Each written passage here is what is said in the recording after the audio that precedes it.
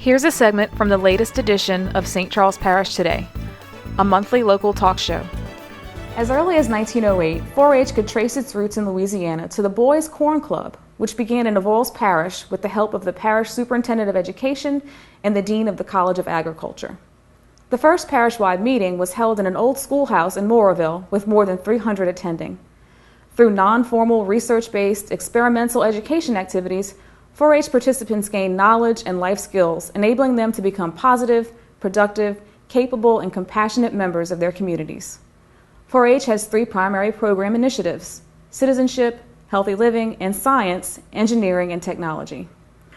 Youth learn leadership, citizenship, and life skills through a variety of projects with topics such as outdoor skills, aerospace, animal science, nutrition, forestry, and community service.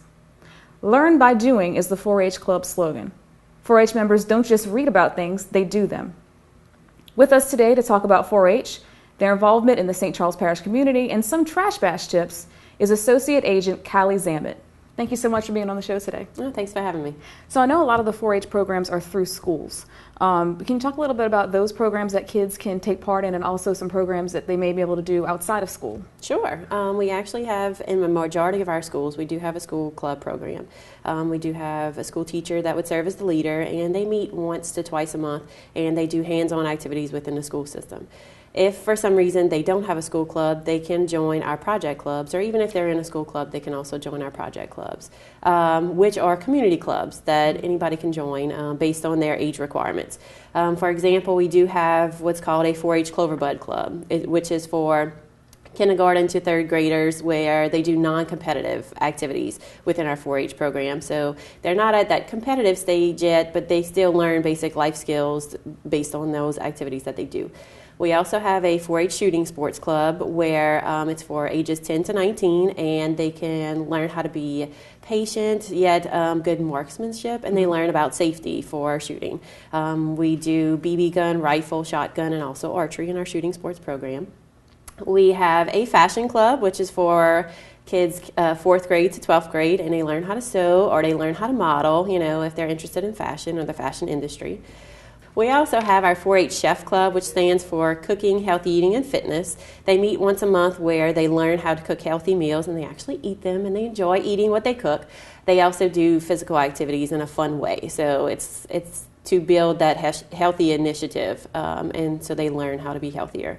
In addition to that, we have, as you can see, we have a few project clubs. We also have a Junior Leader Club. It's for our middle and high school kids where they learn leadership development, and they meet once a month at least and plan service projects throughout the community and leadership opportunities. So that's a few of our project clubs that the school club members can join, or even if you're not in a school club, you can always join our project clubs. All right, well, it's a lot of skills that you wouldn't necessarily learn in class, so yeah, it's a good supplement to that. Right. So as I talked about in the introduction, Trash Bash is coming up in October.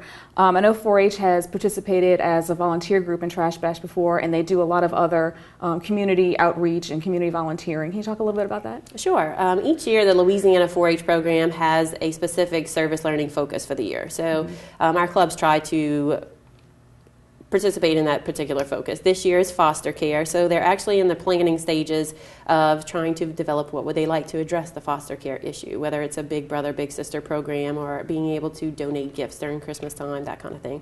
In the past, we've done wetlands education, bullying prevention education, help for the animal shelter, so it's always to address needs within the community. In addition to that, we also do parish-wide participation in projects such as the Trash Bash. We also help out at nursing homes or do toy and gift drives during Christmas and Thanksgiving. So we're just always doing service projects throughout the year to be able to help our community. That's awesome. So also I wanted to talk about the LSU Ag Center, which is what 4-H is housed underneath in Luling.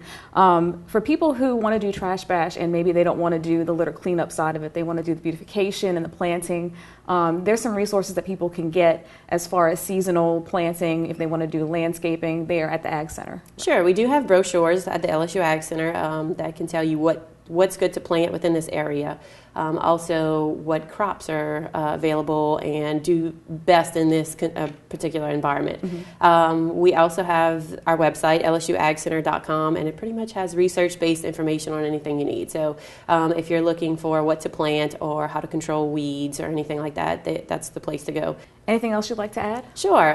We are celebrating National 4-H Week, the first full week in October, and we will have our 4-H Fun Day on Saturday, which is open to all 4-H members at our LSU Ag Center office, where we'll do hands-on education activities for that particular event. Other than that, if anybody's ever interested in participating or volunteering within our 4-H program, we do have a few websites that people can look on our websites and contact me for information on being a more active part of our 4-H program. All right. Thank you so much for being here on the show. Thanks for having me, Renee. Watch the entire episode at www.scptoday.com or on SCP TV.